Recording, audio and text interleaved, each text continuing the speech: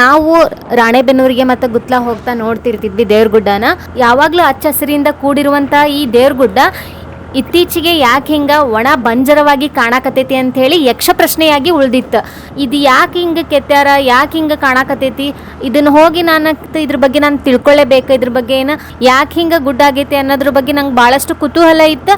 ಅದಕ್ಕೋಸ್ಕರ ನಾನು ಏನು ಮಾಡಿದೆಪ್ಪ ಅಂದ್ರೆ ಅದಕ್ಕೋಸ್ಕರ ನಾವು ವಿಡಿಯೋ ಮಾಡೋಕ್ಕಂತ ಹೋದ್ವಿ ದೇವ್ರಗುಡ್ಡಕ್ಕೆ. ಅವಾಗ ನಾವಲ್ಲಿ ವಿಚಾರಿಸಿದಾಗ ಗೊತ್ತಾಯ್ತು ಆ ಮಾಹಿತಿಯ ಪ್ರಕಾರ ಯಾಕಪ್ಪ ಹಂಗೆ ಮಾಡ್ಯಾರ ಅಂತ ಅಂದ್ರೆ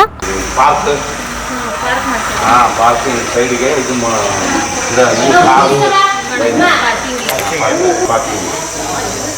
ಹೋಟೆಲ್ ಕಟ್ಟಿದ್ರು ಅದಕ್ಕೆ ಪಾರ್ಕಿಂಗ್ ಕರೆದ್ರು ಹೋಗ್ತೀವಿ.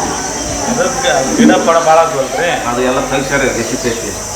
ಗಾಡಿ ಪಾರ್ಕಿಂಗ್ ವ್ಯವಸ್ಥೆಗೋಸ್ಕರ ಅದನ್ನ ಗಿಡ ಮರಗಳನ್ನೆಲ್ಲ ತೆಗೆದು 3 ಸ್ಟೆಪ್ಸ್ ತರ ಲೇಯರ್ ಮಾಡಿ ಕ್ಲೀನ್ ಮಾಡ್ಯಾರ ಅಲ್ಲಿ. ಫ್ರೆಂಡ್ಸ್, ನೀವು ನೋಡ್ಬೋದು ಆ ಕಡೆ ಈ ಕಡೆ ಗುಡ್ಡ ನೋಡ್ರಿ ಎಷ್ಟು ಹಚ್ಚ ಹಸಿರಿಂದ ಕೂಡೈತಿ. ಮತ್ತೆ ಈ ಮಾಲ್ತೇಶ ದೇವರು ಇರುವಂತಹ ದೇವ್ರ ಗುಡ್ಡ ನೋಡ್ರಿ, ಇದು ಹೆಂಗ್ ಕಾಣ್ಸಕತ್ತೈತಿ ನಿಮಗೆ, ಎಷ್ಟು ಒಣ ಒಣ ಬಣ ಬಣ ಕಾಣ್ಸಕತ್ತೈತಿ.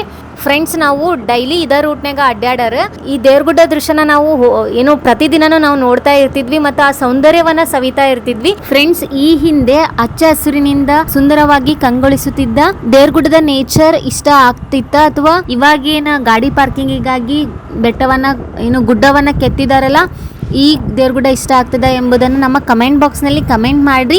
ಇನ್ನ ಯಾರ್ಯಾರು ದೇವ್ರಗುಡ್ಡ ಭಕ್ತರು ಇದಾರಲ್ಲ ಅವ್ರಿಗೆಲ್ಲರಿಗೂ ಕೂಡ ಈ ಮಾಹಿತಿಯನ್ನ ಶೇರ್ ಮಾಡ್ರಿ, ಯಾಕೆ ಹಿಂಗ್ ಕೆತ್ತಿದಾರ ಅಂತ ಹೇಳಿ ಅವ್ರಿಗೂ ಕೂಡ ಗೊತ್ತಾಗ್ಲಿ ಈ ಇನ್ಫಾರ್ಮೇಶನ್. ಅದಕ್ಕೋಸ್ಕರ ಈ ವಿಡಿಯೋನ ಶೇರ್ ಮಾಡ್ರಿ. ಧನ್ಯವಾದಗಳು.